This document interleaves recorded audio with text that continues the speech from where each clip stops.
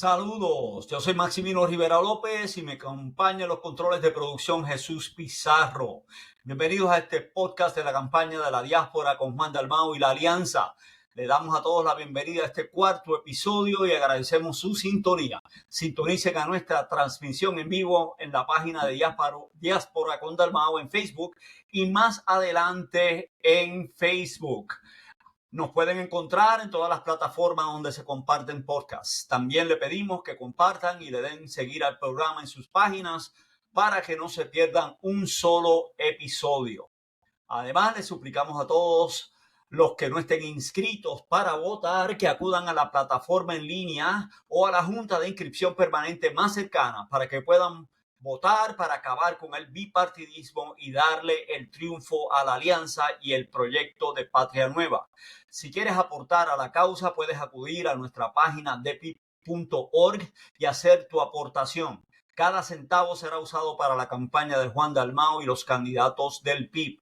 Si estás en la isla el 5 de noviembre, ofrécete para servir como funcionario de colegio. Que no se quede ni un colegio de votación sin un representante del PIB y la alianza. Además, visita a todos los que conozcas que simpaticen con la causa para comprometerlos a participar como elector, como donante o como funcionario. El propósito de este espacio es hacer campaña desde la perspectiva del Comité del Partido Independentista Puertorriqueño en la Diáspora, la DPIP, y por la elección de Juan Dalmau y los candidatos del PIB y la Alianza.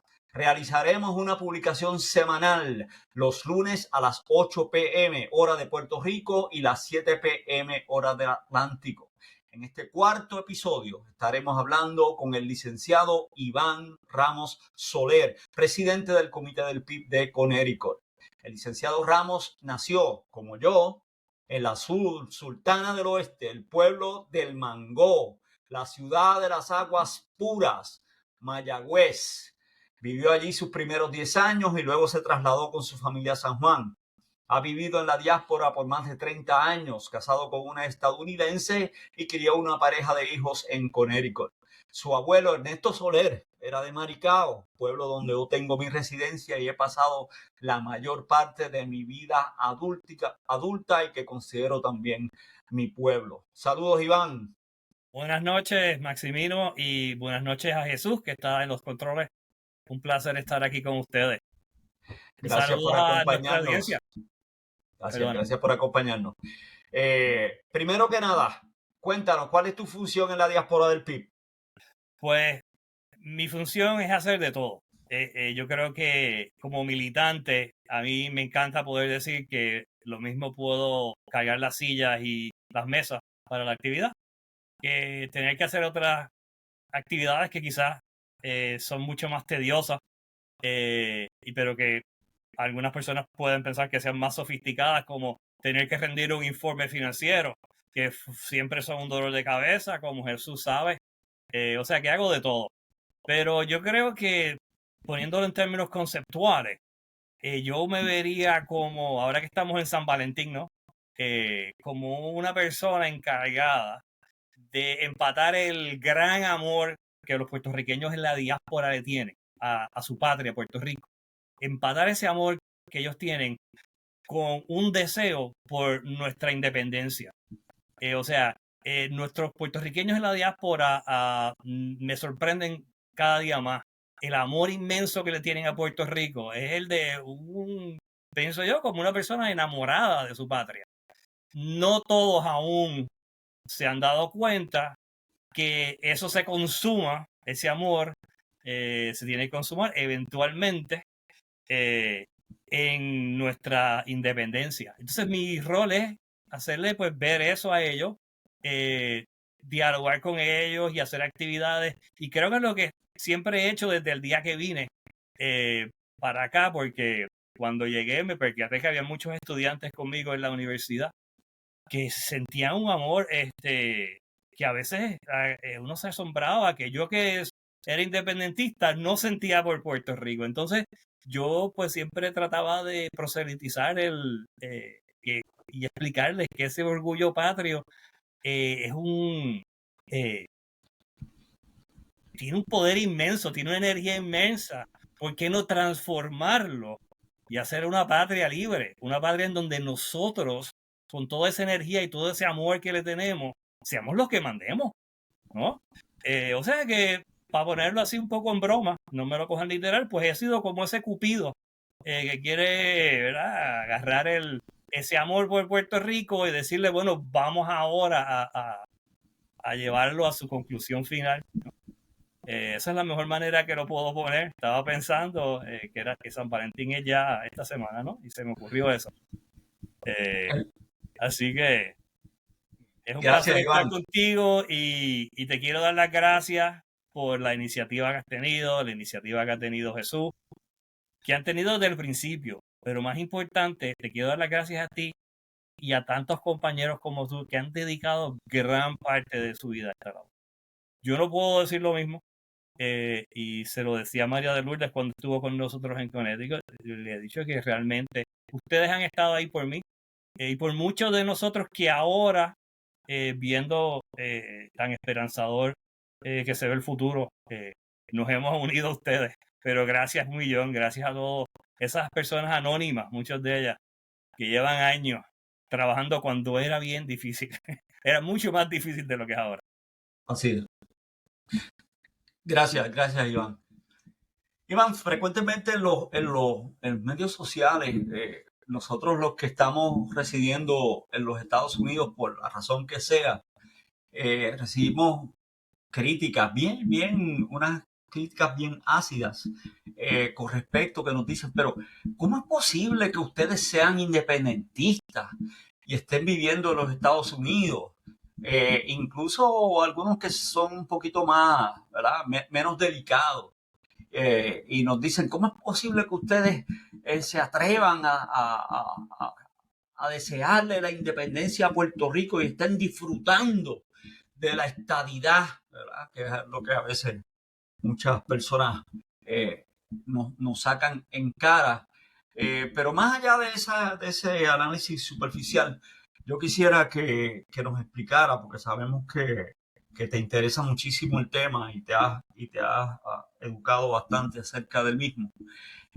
¿Por qué la diáspora es fundamental en la lucha de las colonias a través de la historia por su liberación? Sí, pues gracias por la pregunta. Yo llevo muchos años haciéndome la misma pregunta y desarrollando una contestación a esta pregunta. Eh, y yo quisiera, pues, dejarte saber que le he dado mucha cabeza al asunto y quizás me extienda un poco en esta contestación. Pero yo creo que lo que quiero dejar claro desde el principio es que esta pregunta hay que tomarla, hay que darle muchísima importancia, porque va realmente a nuestra razón de ser como comité, ¿no? De quiénes somos y por qué estamos haciendo lo que estamos haciendo. Pero también tenemos que tomarla con mucha paciencia y mucho respeto a quienes no las hacen. Contrario a lo que ellos nos hacen, nosotros debemos realmente tomar esto con mucha seriedad. Y una de las razones por que yo quiero que la tomemos con mucha seriedad es porque nosotros en la diáspora y la historia de todas las diásporas de naciones que han sido colonizadas, en todas esas situaciones, la diáspora ha jugado un rol vital. Es un rol esencial.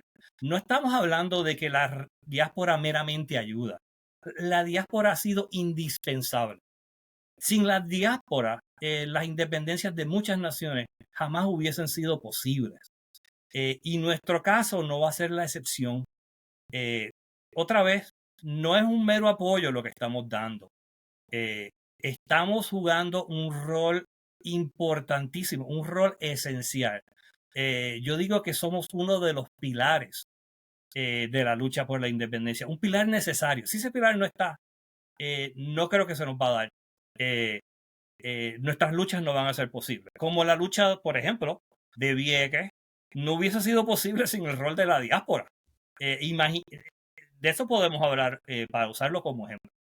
Pero yo quisiera dividir la contestación en dos partes bastante largas, ¿no?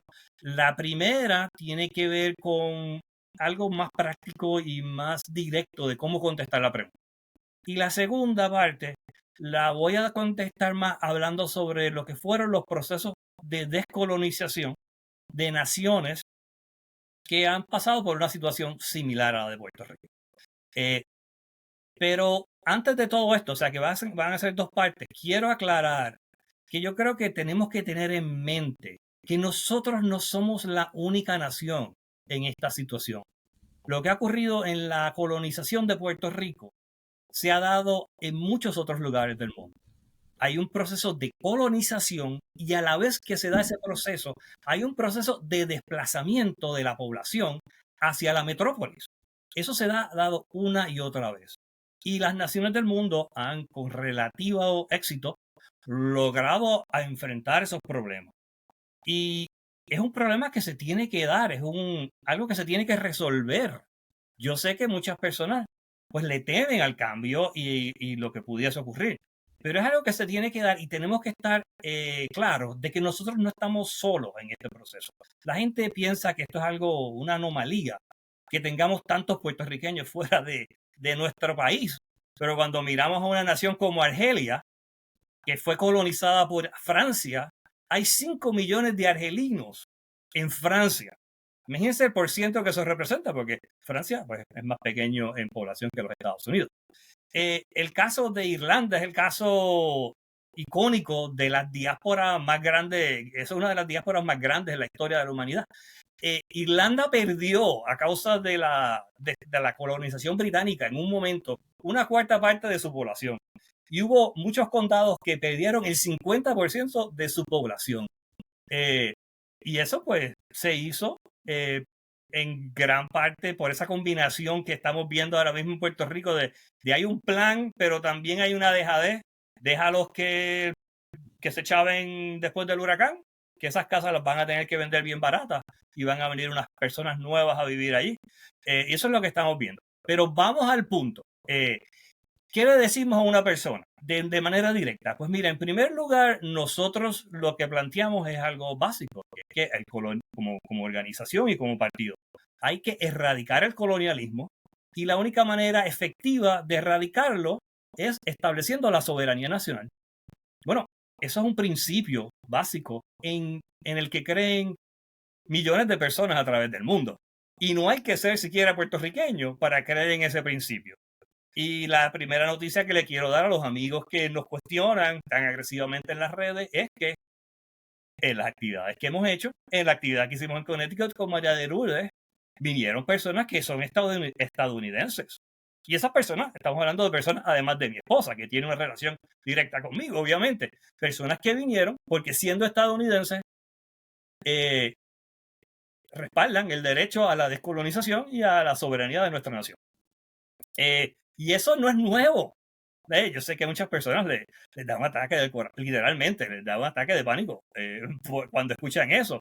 Pero aquí en este podcast, en episodios anteriores, hablamos de Vito Marco Antonio, que fue un gran amigo de la independencia de Puerto Rico, un congresista de origen italoamericano, muy cercano a don Pedro Albizu Campos y a don Gilberto Concepción de Gracia. Si quieren saber más de Vito Marco Antonio, pueden accesar el podcast de La Voz del Centro, que siempre es una gran fuente de historia, para que aprendan un poco más. O sea que no hay que ni siquiera afirmarse como ciudadano de una futura nación puertorriqueña para ser partícipe de las actividades de la diáspora. Pero en mi caso personal, una de las contestaciones una contestación adicional que yo tendría que dar es que yo busco, y muchos puertorriqueños como yo buscamos, que se establezca un Estado de Derecho en Puerto Rico similar al que ocurre en tantas otras naciones libres del mundo, que es que los ciudadanos de ese país, independientemente de dónde residan, puedan votar y puedan participar en los procesos de su país. Por ejemplo, yo invito a todo el mundo a ver las elecciones de otros países, que ahora es muy fácil verlos por distintos medios. YouTube es uno de ellos. Yo vi las elecciones de Chile, en donde anunciaron que iban a comenzar a dar los primeros resultados. Y yo pues ansiosamente estuve pendiente. Y cuando surgieron los primeros resultados, dijeron Australia. Y yo me quedé un poco confuso. Dije, habré sintonizado las elecciones incorrectas. Y no, era que estaban comenzando por los primeros resultados. Eran el voto de los ciudadanos chilenos que viven en Australia. Y esto no debe ser sorpresa para muchas personas, porque en Puerto Rico actualmente hay muchos ciudadanos españoles, por ejemplo, y a mí me consta que llegan los sobres con las papeletas para la votación, para participar en el proceso de las elecciones en España. O sea, que a eso es lo que nosotros aspiramos, en palabras sencillas, ¿no? Surgen muchas interrogantes. ¿Cómo es posible, no? Que entonces yo, que vivo en Estados Unidos, tenga en una eventual independencia y que se pueda dar esa situación, que una persona viva y, como dice la gente, sea un mantenido, viva disfrutando de la estadidad. Bueno, en primer lugar, quiero aclarar que yo pago mucho dinero en contribuciones federales, y muchos de mis hermanos puertorriqueños también lo hacemos, ¿no? Y que es un poco bastante complejo las razones por las que cada uno de nosotros paramos aquí, la vida nos trae aquí. En el caso mío tendríamos que entonces, si yo me mudase a Puerto Rico, decir lo contrario, que entonces mi esposa pues está disfrutando de Puerto Rico, y viceversa, ¿no? Todo esto se ha pensado y a través del mundo en distintas naciones, y hay un sinnúmero de acuerdos. No estoy diciendo que vamos a hacer esos acuerdos exactamente, ¿no?, entre dos naciones, en dos entes soberanos, pero sí que se pueden hacer, ¿no? De que es algo factible, que es algo, por ejemplo, un ejemplo que les puedo dar, yo fui a Nueva Zelanda y a Australia en un viaje que hice a esos dos países. Viajé de un lugar al otro y me empecé a topar con que en Nueva Zelanda habían australianos y en Australia habían neozelandeses. Y entonces el vuelo de Auckland a Sydney son como 4 horas. Y yo dije, esto es como un vuelo de San Juan a Hartford. Y entonces finalmente le pregunté a una persona en Australia, explícame esto, yo veo que hay australianos y neozelandeses que no están en su país, pero me dicen que ellos siguen siendo ciudadanos de sus respectivos países. Y me dijeron sí, y me explicaron que hay unos acuerdos de empleo, hay una serie de acuerdos muy extensos entre ambas naciones, en donde hay ciertos beneficios que las naciones comparten, incluso, bueno, no voy a entrar en todos los detalles. Y no estoy sugiriendo que eso es idénticamente lo que vamos a reproducir en Puerto Rico, pero yo creo que es importante porque es algo que se puede hacer. En el caso complicadísimo de Irlanda, desde que surgió el Irish Free State, que fue el comienzo de realmente el proceso de independencia en el 1922, se establecieron unos acuerdos que aparentemente todavía se sigue utilizando el mismo nombre, es el CTA, es Common Travel Area, entre esos dos países, en donde se le hace posible a las personas de lo que fue la colonia británica moverse hacia Gran Bretaña y viceversa, por esa relación tan estrecha que hay. Hay familias divididas, hay incluso hermanos que potencialmente están divididos, de distintas nacionalidades, y muchas personas, como me decía Maximino al comenzar el programa, que tienen una ciudadanía dual. O sea, que eso contesta la pregunta dentro del punto de vista más directo, ¿no? ¿Qué es lo que nosotros aspiramos? ¿Por qué hacemos lo que hacemos? ¿Y por qué es posible? ¿Por qué esto se puede hacer, ¿no? Como parte de resolver nuestro problema colonial. Pero yo creo que hay un punto más importante, más profundo, que a mí me encanta decir, me encanta hablar, me encanta comentar. Es que, y es el primer punto, uno de los primeros puntos que mencioné, es que no es posible la independencia, sobre todo en naciones como Irlanda, que tiene una diáspora tan grande, y Puerto Rico, sin el envolvimiento, sin el rol activo de la diáspora, ¿no? Pero vamos a empezar, vamos a conceptualizar por qué es eso. ¿Por qué yo creo, humildemente, en lo que he estado pensando, en el estado de la cabeza, por qué yo creo que es? Pues, y me acuerdo, en primer lugar, de la famosa frase de José Martí. La frase de Martí tiene que encajar aquí. Es una frase brillante y dice: viví en el monstruo y le conozco las entrañas. En otras palabras, viví en la metrópoli, viví en el centro del poder y yo conozco cómo funciona desde adentro. Y eso es lo que nosotros humildemente hacemos aquí en la diáspora y en Diáspora People. Conocemos las entrañas. Estamos, ¿verdad?, en el monstruo del que habló Martí. Y yo someto que solamente estando aquí tenemos el conocimiento necesario.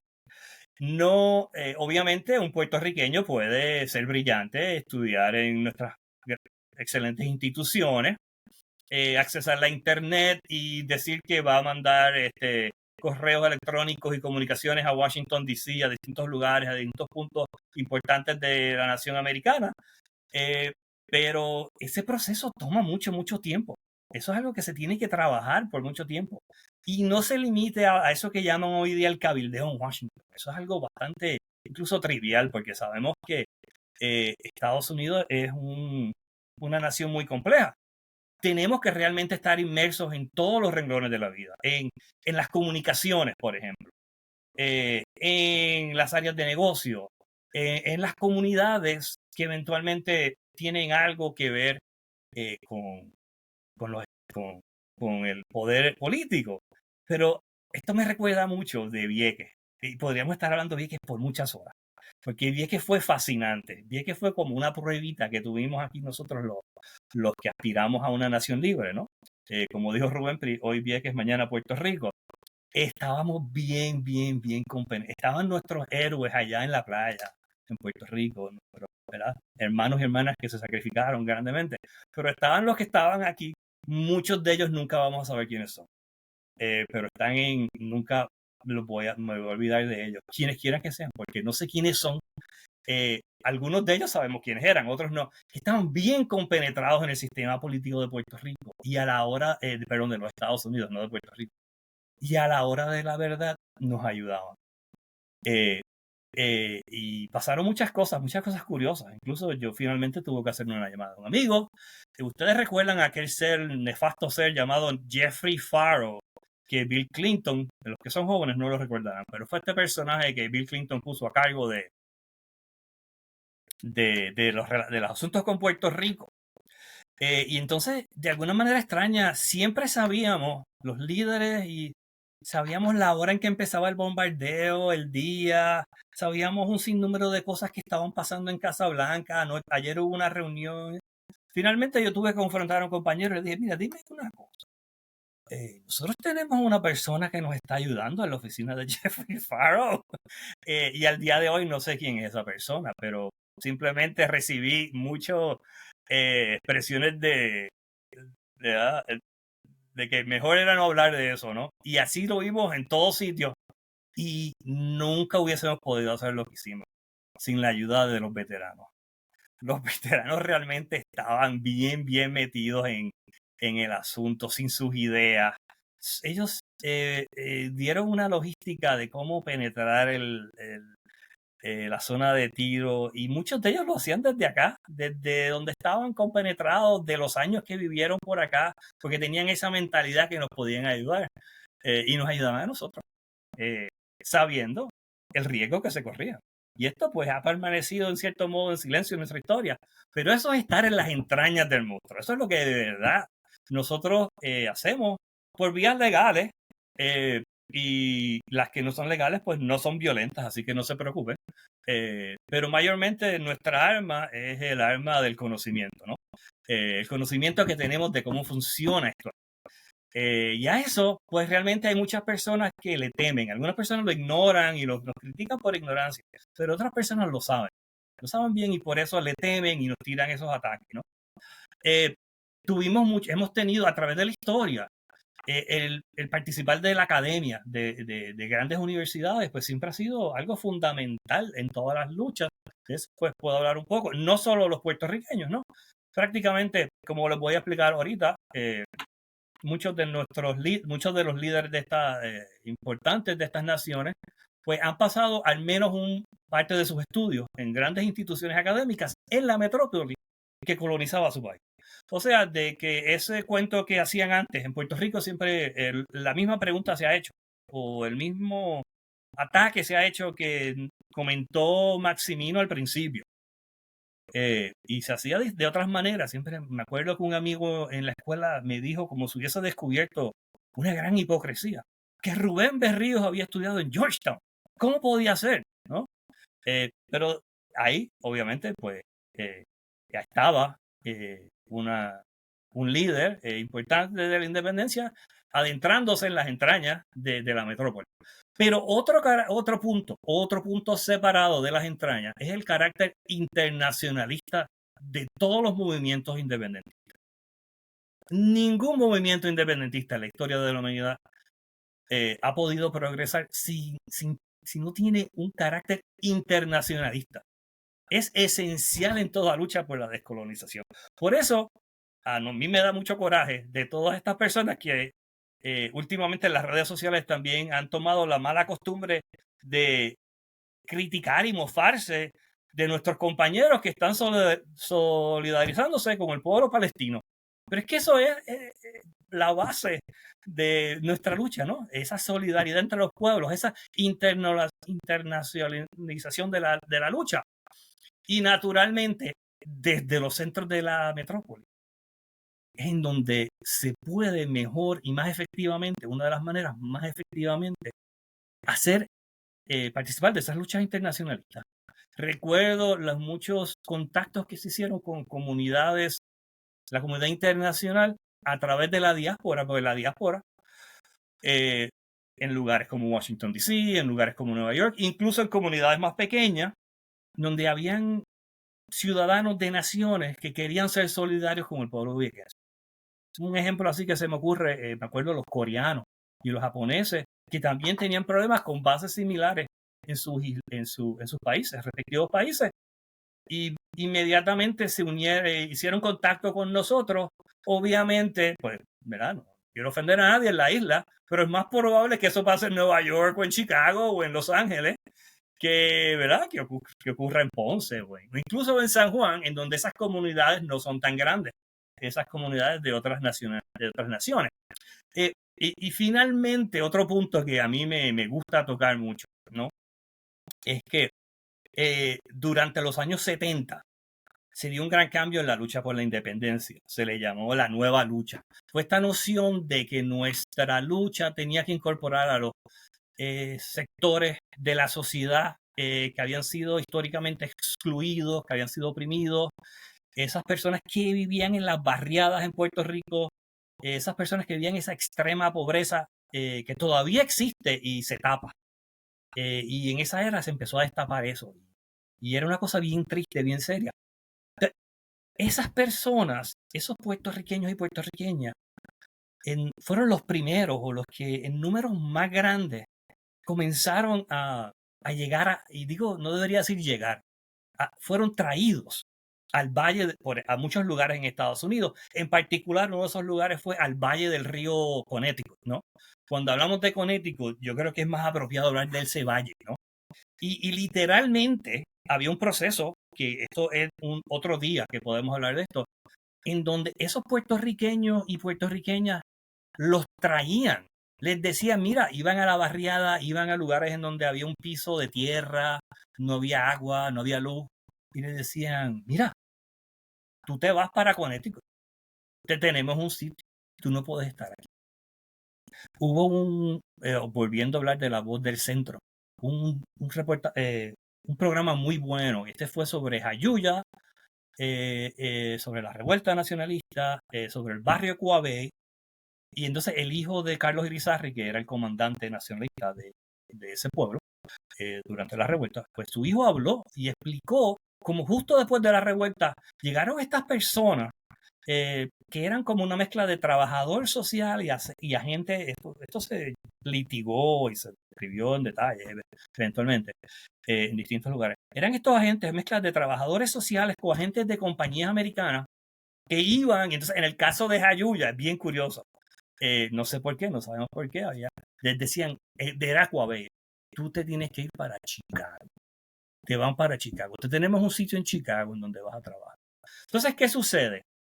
Esas comunidades llegan aquí y como parte de la nueva lucha decimos, pues, esos son a quienes tenemos que hablarle. Esos son los puertorriqueños que han sufrido más el colonialismo, el desplazamiento. Esos son los que tenemos que incorporar. Por eso, y eso fue lo mismo que hicieron los irlandeses en Glasgow, porque en Liverpool, porque para allá los votaron. Igual que a nosotros nos votaron, digo a nosotros, a nuestros hermanos, los votaron y terminaron en Holyoke, Massachusetts, o aquí en los campos del tabaco. Allá los votaron a Glasgow. Eso siempre ha pasado. O sea, y esa es una parte importante. Entonces, son esos tres pilares, ¿no? Estar dentro de las entrañas, poder ser partícipe de ese carácter internacionalista de la lucha de independencia y tener un contacto bien directo con esas personas que más han sufrido el colonialismo, y eso lo podemos hacer nosotros, los independentistas que estamos en la diáspora, y esa es nuestra misión, concentrarnos en ese tipo de lucha. Y entonces, cuando miramos a la historia, yo les voy a dar un montón de ejemplos para finalizar, ¿no? Porque a mí me parecen ejemplos muy bonitos, muy interesantes. Pero el primero que voy a dar es un ejemplo americano para que los críticos de la diáspora se sientan, ¿verdad?, tranquilos, se tranquilicen. Que esto también ocurrió en la nación americana. Estados Unidos tuvo un gran genio, un gran inventor que vivió en Inglaterra por 16 años y eventualmente se convirtió en el principal diplomático de los Estados Unidos, luego de haber pasado 16 años de su vida allí en Inglaterra, hipócritamente, como dirían nuestros críticos anexionistas, ¿no? Pues ese era Benjamin Franklin. Él vivía en Inglaterra, vivió por un periodo de 16 años, se sabía de arriba abajo las entrañas del monstruo y era el que tenía el conocimiento y se convirtió en el diplomático principal de la Revolución Americana. Pero eso sigue a través de la historia y voy a solamente nombrar algunos.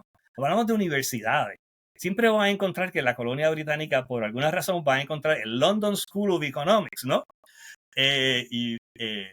Tenemos en Kenia, tenemos a su líder, uno de sus líderes independentistas más importantes, Jomo Kenyatta, estudió en London School of Economics, pasó una parte importante de su vida allí. Nadie se atrevería en Kenia a decir que por eso era un hipócrita, ¿no? Quizás tendría otros defectos como tantos otros líderes políticos. El líder de la independencia de Ghana, Kwame Nkrumah, también estudió en London School of Economics y creo que se conocieron. Él y Jomo pues conspiraron allí en sus primeros años. Pero otra cosa bien bonita que yo creo que es importante, volvamos a los tiempos de España, a los puertorriqueños. El primer libro de historia, según yo entiendo, de Puerto Rico lo hizo un grupo de puertorriqueños, todos patriotas que evidentemente fueron figuras importantísimas del patriotismo puertorriqueño, creo que como distintas figuras. Pues estando en la Universidad de Madrid, concibieron ese libro, ¿no? No lo hicieron en San Juan, lo hicieron allá. Pero seguimos, el caso de Ho Chi Minh en Vietnam es realmente icónico. Obviamente Vietnam era una colonia francesa y Ho Chi Minh estuvo 6 años en Francia. Las dos figuras más importantes quizás de la independencia y algo que yo creo que son una fuente de inspiración bien grande para nuestro partido, pues son Gandhi y Nehru en la India. Tanto Nehru como Gandhi, y recordemos que a Nehru se le olvida un poco, pero es quizás tan importante como Gandhi, ambos estudiaron en la metrópoli, ¿no? Igual que nuestros líderes, igual que humildemente también otros de nosotros hemos estudiado aquí, no con tanto éxito quizás académico, pero no debemos ser criticados, ¿verdad? Por eso, por haber venido acá. En el caso de London School of Economics, vamos a hablar de un caso contemporáneo. Hay una líder una mujer muy importante ahora mismo en el Caribe.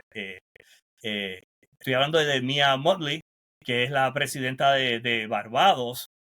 Barbados es una nación, sabemos que era una nación independiente, pero era parte de la comunidad del Commonwealth británico, ¿no? Y no se zafaban de eso hasta que bajo de la dirección, entre otras personas, de Mia Mottley, que es una líder que deben escuchar en las redes sociales, porque es una mujer muy inteligente, es una vecina de nosotros en el Caribe. Pues Mia Mottley sí estudió en el London School of Economics y no es un hipócrita por haberle dicho a Gran Bretaña que ya no querían ser parte del Commonwealth y que querían ser una república, ¿no? No estar bajo la reina y establecer una forma republicana de gobierno, igual que otras naciones como los Estados Unidos y como Irlanda.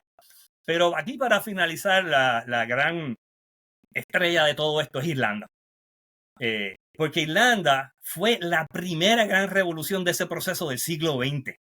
Ese proceso del que don Gilberto y don Pedro son herederos y otros héroes como Juan Antonio Correger, que vivían fascinados por esa revolución irlandesa, que fue la primera gran revolución en contra de los imperios en el siglo XX y que se dio para los años 20, 20 al 1920, 1922. Les recomiendo que vean la película de Michael Collins. Michael Collins es un héroe al que Juan Antonio Correger hace mención en muchos de sus discursos y le trata de explicar a los puertorriqueños de la gran valentía de Michael Collins. Michael Collins era un genio realmente. Pero lo que la gente, y pueden ver la película, Julia Roberts hace un papel más o menos, no sabe hacer el acento irlandés muy bien. Liam Neeson hace de Michael Collins, que le decían The Big Fella.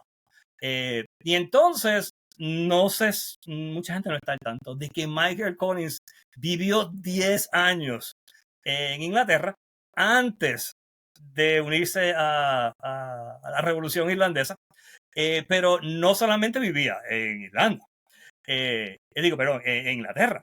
Él trabajaba con el banco, él era básicamente un contable, y trabajaba con el Banco Real inglés.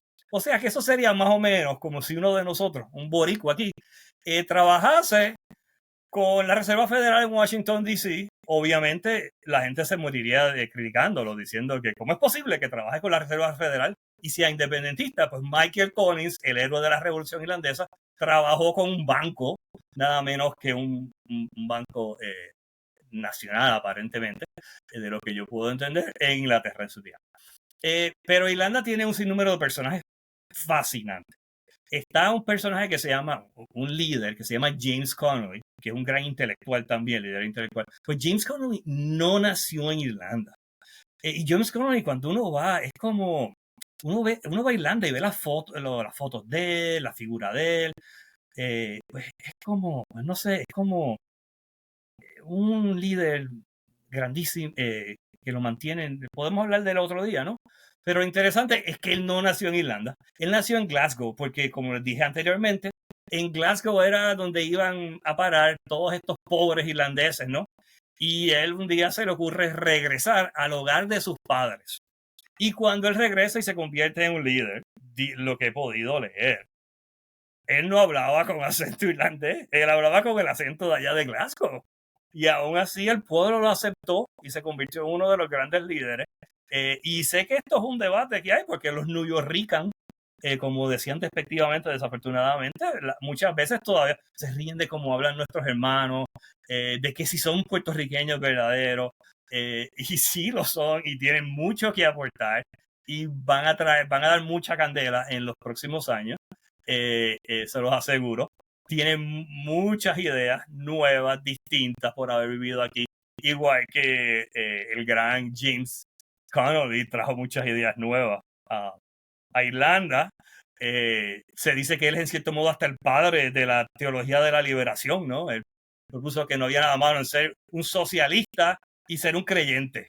Y que también las revoluciones y los nacionalismos no podían estar desprovistos de todos esos aspectos culturales del pueblo, ¿no? Todas esas tradiciones, la música, todo. Y así pues finalizo este recuento irlandés con dos mujeres, porque la verdad es que son dos mujeres que deben leer, de las que deben estudiar. Una se llamaba Constance Markowitz. Markowitz. no es irlandés, ¿verdad que no es irlandés? Bueno, Markowitz lo que pasa es que ella era una muchacha rica, la mandaron a estudiar a Londres. En Londres conoció un ucraniano que era una persona eh, muy adinerada aparentemente, pero decidió regresar a su hogar porque su patria la llamaba. Su nombre verdadero era Gore y ni siquiera era católica. Y la mujer se las traía, ¿no?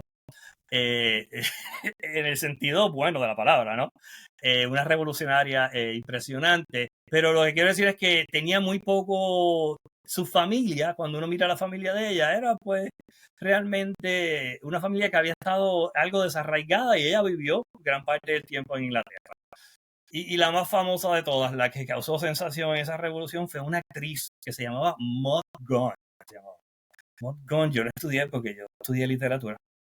Y Maud Gonne era esta actriz que ella tenía que hacer un esfuerzo bien grande para demostrar que ella era irlandesa. Ella había vivido toda su vida en Inglaterra, pero su familia tenía descendencia irlandesa. Y entonces iban las vacaciones o pasaba periodos largos en Irlanda. Y un día ella decidió que ella era irlandesa, que esas eran sus raíces, que eso era lo que ella sentía. Y si usted lee la historia de Maud Gonne, pues no solamente dio un sacrificio enorme por la patria, sino que era una figura que conmovía a la gente por su condición de ser actriz, había todo un romanticismo alrededor de ella. Y entonces el poeta nacional de Irlanda, por una razón extraña, la, la tenía como su musa y estaba obsesionado, realmente obsesionado con ella, en todo sentido de la palabra. Y es una historia muy bonita porque la gente todavía en tono de broma miran atrás a la historia y dicen lo poco que había en ella de irlandesa. Básicamente ella decidió adoptar esa nacionalidad porque decía ella que estaba en su sangre, iba y pasaba temporadas y veía la opresión que sufrían personas que ella consideraba sus hermanos, aunque unos hermanos ya distantes, porque ella no hablaba como irlandesa y sabía todas sus tradiciones, y se unió a la lucha de lleno. Y así pues termino con unos cuantos comentarios, algo que también ha facilitado mucho, facilitado, no, causado mucho esta migración, esta diáspora, ha sido la represión, ¿no? Eso es algo muy importante. La represión formal del carpeteo tuvo mucho que ver, pero también esa represión informal de la que nunca hablamos, como la que están viendo los muchachos en las escuelas de Puerto Rico hoy, ¿no? Se te hace difícil. O como una que vi hace poco en las redes sociales, una compañera muy, muy, muy inteligente, muy talentosa, que se quejaba que aparentemente, porque es bien sabido de sus actividades políticas, a pesar de su resumen impresionante, no estaba siendo seleccionada para puestos en la judicatura, como clerk de jueces o en ciertos bufetes de abogados. Eso yo lo he visto mucho, ¿no? Yo soy abogado y le puedo decir, ¿no?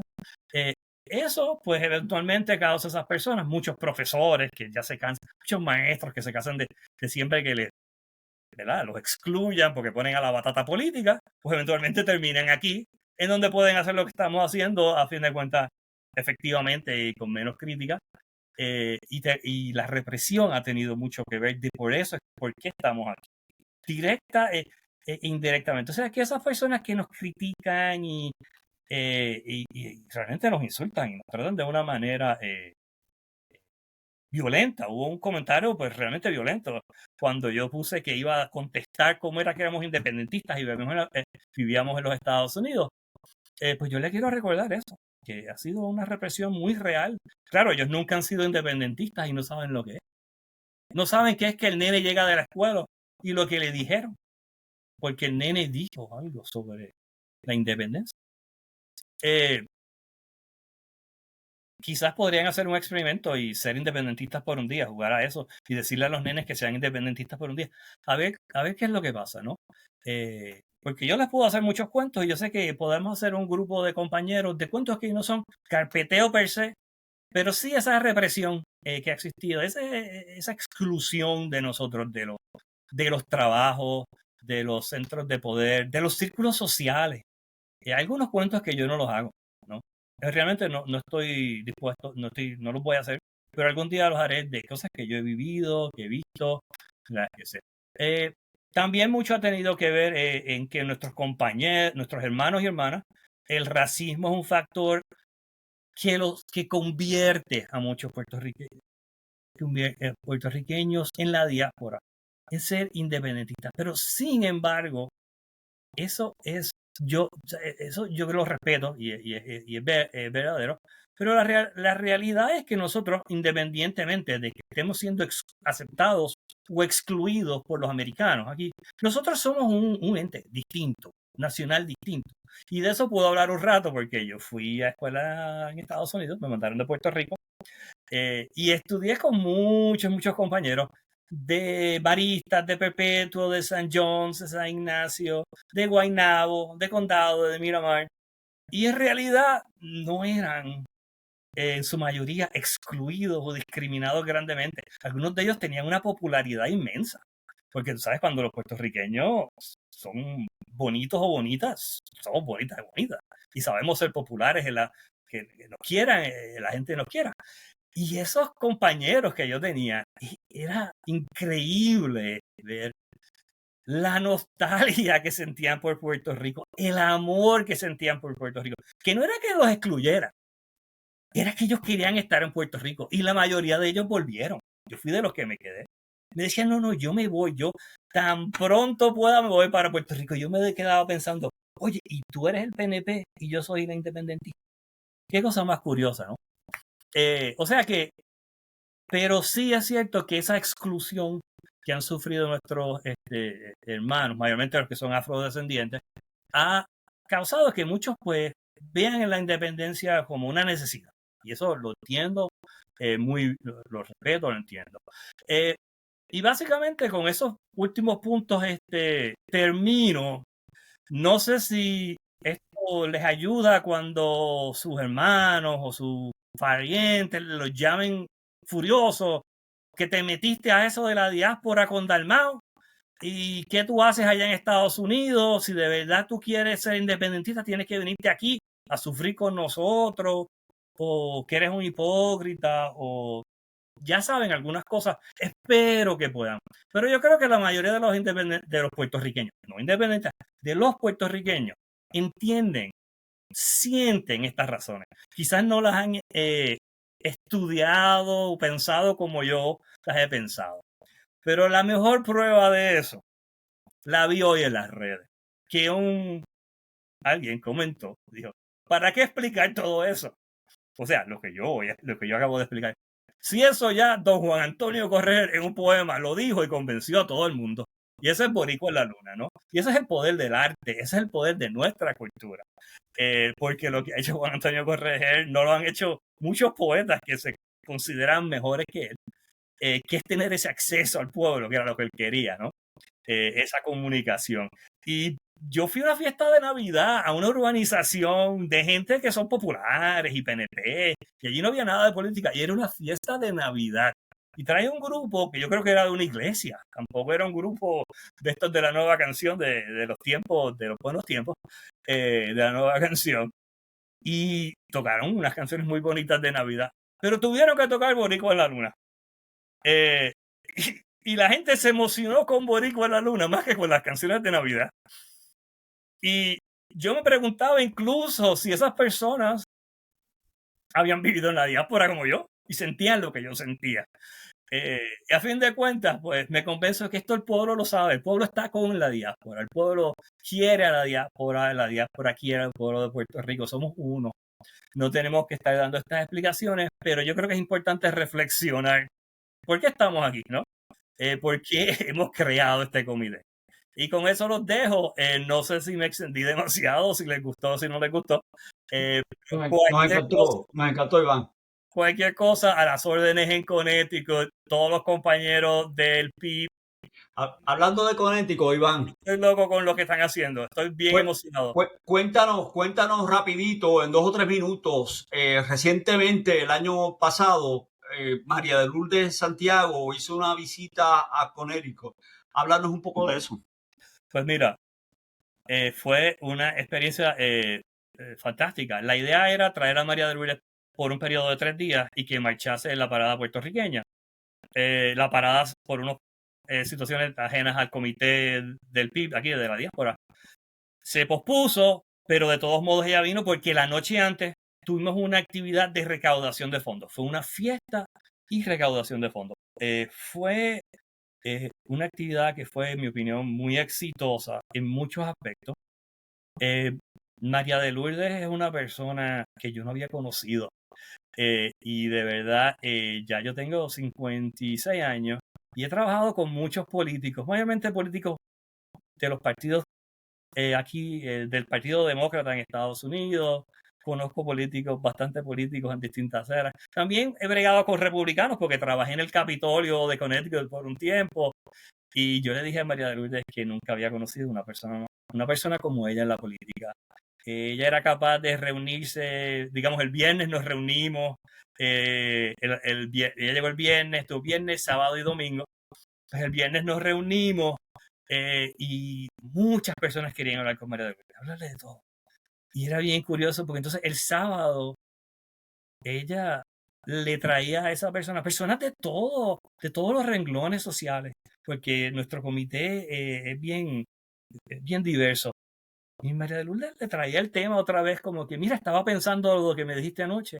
Y yo me quedé pensando muchas veces, no, político, usted es una persona que de verdad le gusta lo que está haciendo y sabe hacer lo que está haciendo cuando le puede dar seguimiento a una conversaciones muy intensas que tuvo, donde la gente pues le contaba sus problemas, sus situaciones, como tantas personas van a donde el político para ser escuchados de sus experiencias bonitas, algo realmente, lo que más impresionó fue ella, su personalidad, y les quiero decir que es extremadamente importante que contribuyan a su campaña. Sé que yo le he dado repost a muchas solicitudes a ver si pueden contribuir directamente a la campaña de María de Lourdes. Es muy importante que le hagan claro a los puertorriqueños de lo importante que es que ella vuelva al Senado, que vuelva y que vuelva en grande como la otra vez. Eh, eh, pero de eso te puedo decir, la tarde que se supone que fuese la parada, llamamos, ok, tengo que felicitar a los compañeros del comité de Connecticut y quisiera pues mencionar todos sus nombres. Hay un grupo de 10 personas que son personas sólidas aquí en la comunidad, excelentes trabajadoras. Y una de las cosas que ellos hicieron fue traer a los políticos hispanos locales y congregarlos todos en un restaurante, que es un restaurante legendario aquí, de reuniones políticas, en Hartford, y que todos estuviesen allí para que pudiesen conocer a María de Lourdes, compartir con ella. Tuvimos un rato largo, incluso ella tuvo una parte con ellos en un espacio que nos facilitaron, en donde ella pudo presentarles muchas propuestas importantes, hablarles de los distintos puntos, incluyendo la asamblea de estatus y demás, y empezar teniendo una conversación con muchos de estos puertorriqueños y puertorriqueñas que representan a las comunidades y que, sin ánimo de ofenderlos, ¿no? Pues todavía están un poco crudos en algunos de estos temas, ¿no? Es natural, ellos están aquí bregando con problemas serios de nuestras comunidades. Un tema como el tema de la asamblea de estatus no lo conocen. A veces no conocen la corrupción rampante que hay en Puerto Rico, conocen cosas básicas, pero en otros temas que requieren un poco más atención, ella pues abrió la puerta. La Junta de Control Fiscal, ¿no? Ellos saben, yo creo que muchos reaccionaron que la Junta fue un error. Nuestros dos grandiosos senadores demócratas, votaron por la Junta. Y eso yo se lo voy a recordar. Usando diplomacia, pero también usando eso, llegará nuestro momento. Y esos líderes políticos, aunque muchos de ellos se han identificado con otros partidos, no con el PIB. Sí hay algunos que son independentistas, debo recalcar. Estaban claros. Dijeron, Murphy, una legisladora me dijo, yo estoy muy molesta con Murphy por la posición que él tomó en cuanto a la Junta. Y eso vale mucho, aunque todavía esa señora no está del lado de nosotros. Esa señora no, esa líder política no es independentista. Pero sí vinieron compañeros que son independentistas, porque sí hay líderes electos que son independentistas, y eso fue algo muy bonito. Otra cosa que quiero mencionar, que es que me encantó, una cosa pero que a mí me dejó, que hubo varios puertorriqueños y puertorriqueñas de la diáspora que trajeron a sus hijos y a sus hijas, adolescentes, y algunos quizás de distintas edades, para que vieran a María de Lourdes, para que la escuchasen y fuesen parte.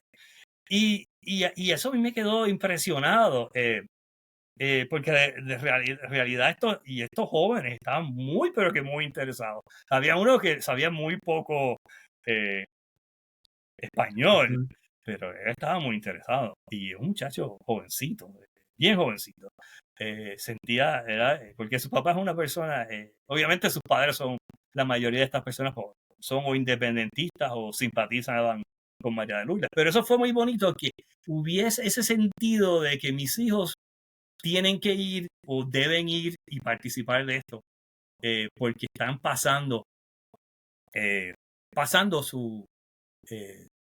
su nacionalidad, su patriotismo, su lucha a una nueva generación, a esta nueva generación de puertorriqueños y puertorriqueñas. Eso fue algo bien chévere. Hay muchas anécdotas que ahora se me escapan, pero otra vez quiero recalcar que tengo un comité de una gente bien trabajadora, de unos hermanos y hermanas que cuando oigan este podcast, quiero que sepan que estoy bien orgulloso de ellos, que tenemos que estar bien orgullosos unos de los otros. También porque se conocen de un montón de luchas. Aquí en la comunidad de Hartford hay muchas luchas y esto no es nuevo. En cierto modo no es nuevo. El nuevo ángulo es que ahora podemos ganar, ¿no? Y eso eso tiene a la gente aquí bien emocionada. No, antes, pues, íbamos a luchar por los presos políticos, a pedir la excarcelación de los presos, sacar la Marina de Vieques, celebrar, darle la bienvenida a Rafael Cáncer Miranda, por ejemplo, o a distintos patriotas que vinieron a estar con nosotros. Pero ahora estamos hablando de que vamos a tomar el poder, somos una fuerza política en Puerto Rico, eso lo sabemos, y la diáspora va a tener un asiento, va a tener una voz, porque María de Lourdes, entre otras personas, va a estar segura de que sea así, ¿no? Juan ya se comprometió, ya él hizo unas declaraciones, pero a mí me basta con la palabra de María de Lourdes, de cómo hablamos y cómo ella quedó tan impresionada por lo que vio y cómo se relacionó con la diáspora. Incluso cuando en la asamblea yo me di cuenta inmediatamente, y esto yo no se lo pedí a María de Lourdes ni nada por el estilo, esto le salí. Las primeras 30 segundos de su discurso en la asamblea del PIB en San Juan, ahora en diciembre, no sé si tú recuerdas, nos dio un reconocimiento a nosotros, a los de la diáspora. Y le damos las gracias a María de Lourdes, y esperamos, y quiero que le sepan todos los que nos están escuchando, hay que trabajar por todos nuestros candidatos, pero hoy vamos a hacer énfasis en este podcast en las candidaturas de nuestros candidatos por acumulación. Son Denis Márquez Lebrón, que tampoco se nos puede olvidar, y María de Lourdes. Ese es el énfasis que estamos dando hoy. Todos los candidatos todo el equipo es importante y hay muchas estrellas, además de María de Lourdes y Denis, pero hoy queremos resaltar esa labor porque en los candidatos por acumulación como tal no son parte de la alianza. No es que haya una pelea ni nada por el estilo, es que estratégicamente no son parte de la alianza, ¿no? O sea que necesitan el apoyo directo de nosotros. Y eso hay que recordar. No es que haya algo malo con la alianza, es la naturaleza del proceso en el que estamos. Y o sea que necesitan el apoyo directo. O sea que si, perdona Maximino, te doy que tú eres el que se supone que estés hablando aquí, porque tú eres el moderador y yo me he quedado con... No, pero vas bien, vas bien. Algo más de Denis, me tenías algunas preguntas, creo. ¿Tú conoces a Denis bien? Sí, sí, básicamente es eso mismo. Es importante que ambos candidatos reciban nuestro apoyo económico. Es importante que nosotros le digamos a nuestros comités, a las personas que militan en nuestros comités, a nuestros familiares en Puerto Rico, que aporten a la campaña de María de Lourdes y a la campaña de Denis Márquez. Esta campaña va a ser una campaña durísima. Esta campaña ya hemos visto que el Partido Popular y el Partido PNP se han aliado y no podemos subestimar al bipartidismo. El bipartidismo tiene bolsillos profundos, el bipartidismo tiene los recursos de décadas y décadas y décadas de inversionismo político y corrupción. Hay fortunas inmensas en Puerto Rico que han sido hechas a base de inversionismo político y corrupción. Y esas fortunas se van a poner en juego para mantener el status quo. Contra eso es que vamos a batallar, contra eso es que se van a enfrentar María Lourdes Santiago y Denis Márquez. De más está decir que, como tú muy bien dices, Iván, la figura de María de Lourdes es una figura política enorme en Puerto Rico, tal como ese carisma y ese impacto que tuvo la visita de María de Lourdes a Connecticut. Yo soy testigo, en mi pueblo de Maricao, el pueblo más pequeño de la isla grande, del archipiélago. Yo te puedo decir que en las últimas elecciones, María Lourdes ha visitado en todas ellas, junto a mí, las urbanizaciones y las casa por casa. En Maricao habíamos estado días enteros visitando a la gente. O sea, que la gente en Maricao, contrario a los políticos populares y PNP, que lo que hacen es que se van a la casa de alguien acaudalado, enmaricado, y hacen una reunión donde la gente los va a ver a ellos. María Lourdes caminó a Maricao muchísimas veces y saludó a la gente personalmente y fuimos casa por casa, que te puedo decir que la gente de Maricao conoce a María Lourdes Santiago porque María fue a su casa a vernos. Esa es María de Lourdes Santiago. Lo mismo puedo decir de Denis Márquez y de Juan Dalmao, que han ido muchísimas veces a Maricao y que hemos caminado el pueblo. Y esa es la naturaleza de nuestros candidatos. Son candidatos, no por casualidad, son los más votados. Nosotros sabemos que María de Lourdes va a ser electa nuevamente por la mayor cantidad de votos y nosotros tenemos la esperanza que la alianza triunfe, ella sea la presidenta del Senado. Pero eso no está asegurado, eso depende del esfuerzo que nosotros pongamos, de esa aportación económica, por más humilde que sea. Es importante porque nosotros no tenemos fondos de inversionismo político. Nosotros no vamos a hacer como Pierluisi, que en una tarde en un restaurante recaudó $2 millones. Nosotros vamos a recoger peso a peso, $5 aquí, 10 pesitos allá, $100 allá. De la misma forma que lo hiciste tú, Iván, allá, ¿verdad? En una cena de recaudación y se recogió peso a peso y se recogió una cantidad buena de dinero, no una cantidad exorbitante, pero una cantidad que representa, ¿verdad? El anhelo del pueblo de tener un gobierno donde figuras como María de Lourdes Santiago, como Denis Márquez y como Juan Dalmao tengan el poder y lleven, ¿verdad?, la esperanza al poder. Así que, Iván, te agradezco mucho la aportación. Espero que no sea la última vez. Pronto estaremos llamando de nuevo para seguir conversando de los pormenores del comité de Connecticut. Allá quiero también aprovechar para dar un saludo a los amigos del comité de Connecticut, que junto contigo hacen un equipo extraordinario. Esa actividad con María Lourdes verdaderamente fue una de las mejores actividades que se realizaron en la diáspora.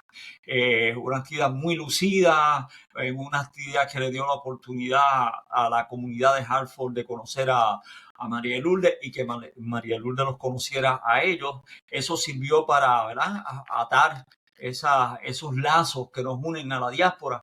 y dejar claro de que no hay espacio alguno entre los puertorriqueños en la diáspora y los puertorriqueños que permanecen en la diáspora. Somos un mismo pueblo y lo seguiremos siendo, y nuestra solidaridad y nuestra lucha es una sola. Así que de nada servirá que alguna gente, ¿verdad?, trate de decir que nosotros los puertorriqueños que estamos en la diáspora no tenemos el derecho a luchar, ¿verdad?, por el bienestar de los que están en la isla y por el futuro de la isla. Lo vamos a seguir haciendo de la misma manera que lo hizo don Gilberto Concepción de Gracia, de la misma manera que lo hizo don Pedro Albizu Campos, que de hecho fue gran admirador de la lucha de Irlanda y tenía conexiones con los nacionalistas irlandeses, de la misma manera que lo hicieron los grandes, Eugenio María de Hostos, la Liga de Patriotas. La misma bandera de Puerto Rico se diseñó en la ciudad de Nueva York, en la diáspora. Así que nosotros estamos muy orgullosos del trabajo que estamos haciendo y lo vamos a continuar haciendo. Así que los que nos escuchan, gracias Iván por estar con nosotros.